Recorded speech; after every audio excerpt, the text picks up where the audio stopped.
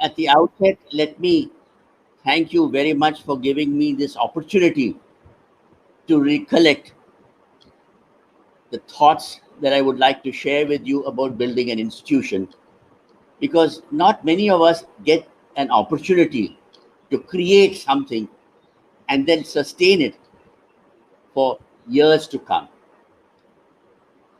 When I came to IIM Kozhikode from IIM Ahmedabad, where I had already spent almost 30 years of my academic career, I was basically alarmed and indeed worried for many reasons, which, without meaning ill about anybody, let me just narrate. The director had resigned. We had hardly any students. In fact, while we had crossed the number of 40 in the first batch, we could not even touch 20 in the second. There were hardly any faculty members that we had at that point of time. We had practically no reasonable infrastructure in which we could launch a program that would stand the test of time. The ministry, which had actually created the institution, had forgotten to sanction positions and also allot money for the development of the institution. And I can go on and on and on. And the situation was so difficult that sometimes I used to wonder, where do I begin? And then I realized that we had some priorities which had to be addressed come what may. First and foremost was to build credibility. Second was to augment faculty resources. Third was to get posts and finances sanctioned by government, connect with stakeholders, and move on to developing our own unique, independent identity. It was, yes, meant to be a new generation IIM, but in generating this new IIM identity, we did not want to discard everything that had stood the test of time in the earlier institutions, but we wanted to add and create more as we went on. The little over 5 years that I spent at IIMK in pursuing these tasks indeed helped me personally to understand what it takes to establish an institution and enjoy seeing its growth as time went by, even after I left the institution. Let me, in fact, talk about some of the lessons that I learned as I went along during this period in trying to address the challenges that we faced. There were many, and I don't think this is an opportunity for me to describe one by one the serial order of these challenges and how they were resolved. But there were some very important lessons that I could learn during this period and which helped me contribute to the creation of an institution which IIMK has now further added to and developed the way it has. First and foremost was to recognize that change is certain.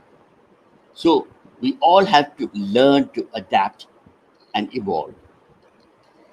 Secondly, it was the realization that while autonomy is important and everybody wants it, it turns out to be counterproductive unless it is accompanied by accountability. Thirdly, that it is imperative that as we go along, we always review and regenerate, which means we go through a process of learning, unlearning, and then relearning. Fourthly, being in a state which is so socially conscious, like Kerala, it was easy to understand that we must treat people with dignity, be egalitarian as we move along, and while rationality must provide space for compassion in all our decision making. Social consciousness and our heritage is good and important, but so is organizational citizenship, which is essential for growth and development. I also learned, as Debashis also, as Vinayshil also mentioned and referred to, there are bound to be differences of opinion when few learned people or educated people interact on various issues. So I learned very early that it is extremely important to invite constructive criticism, engage in dialogue with stakeholders. We cannot disconnect just because our views are different, because we have a different choice to make. And evolving something which is acceptable to all assumes a great deal of importance. We had no money, we were not getting money, we had no position sanctioned. So it also taught us to learn about the benefits of frugal management and avoid ostentation. I must share with you that repeatedly when I went to the MHRD, I was always told that look, you have to have a ratio between faculty and non-faculty expenditure, between number of faculty and non-faculty staff, which had never been achieved in any MHRD sponsored institution or created institution. But I said, I accept your challenge. But if I fail, then you will understand that it was not for want of trying. But I'm happy to tell you, one of my happiest moments always was when we could go back to the government of India and the ministry and show to them that we had indeed met their prescription on these ratios that they had defined for us. Also, I realized that it was very important to find opportunities to contribute to the community, society, and the nation. And by the way, few important initiatives that emerged from IIMK during those years have always left me feeling very happy. One was the creation of the Center for Excellence, which we incubated, which was going to cater to the development of the disadvantaged and the scheduled communities of Kerala. And the second, by the way, was essentially to launch satellite broadcast education programs which took management education to different corners of the country.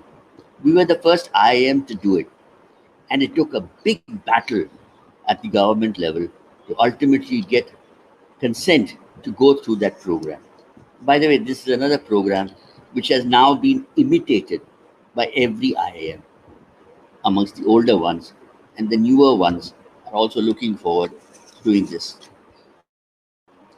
And last but not least, I would like to mention that it is very important that we develop an organization culture which will stand the test of time and which we will always zealously guard.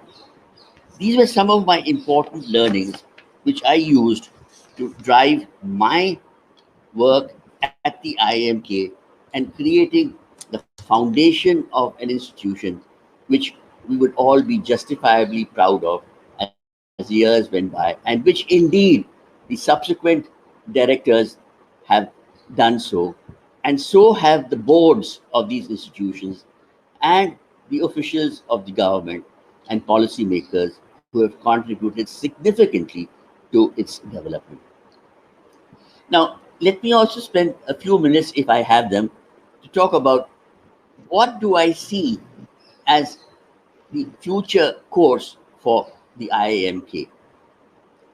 Now, when you build a strong foundation and everybody who is in a leadership position in that institution contributes to its strengthening and giving some traction to the vision of the institution, we are very sure that we will be able to achieve our purpose provided we do it with a single minded focus. And to us, it has always been possible. But there are now problems that we need to contend with. As you're all aware, the best management institutions in this country are standalone institutions, be they IIMs or others. They are not necessarily part of a larger university system. But now we have coming on the horizon new thinking on what higher education should be in the new education policy that has been prescribed for 2020 onwards. So we need to look at management education as much more multidisciplinary than what it is. And we will have to once again recreate the experiences that we went through in building a competent base of professionals from the field of management. But now it will have to be from all other related disciplines as well, so that it emerges as a true university. Secondly, we at IIMK already have significant experience in online education, both in real time and non real time. And with the COVID crisis that we have been going through, we now recognize and realize that while we will overcome the problem of COVID in due time, but the changes that have come in the manner in which education is being delivered and is going to be delivered is there to stay. So a significant part of our education will have to be in future online. But this is a tremendous opportunity for an institution like IIMK, which is not only trying to globalize Indian thought, but which will also be able to bring in thought from anywhere in the world right into our campus and educate our managers and our students and our potential leaders. So we need to work on this in a significant way, and this will further help us in improving access, in improving the cost that we incur in education. It helps us bring it down. And indeed, it will help us in creating a true global community that we want to look at. We don't only want to globalize Indian thought, we also want to globalize the management community that is engaged in taking the management movement forward the world over. I, What a beautiful thought, sir. I wish What to congratulate all who have contributed to this effort, continue to do so, and wish them more and more success in their endeavors. Because, nothing makes a person happier than to see a child grow into adulthood, grow into a mature adult, and grow into a mature adult who contributes to the building of the society and the nation at large. So thank you Thank very you much. very much, sir. Thank you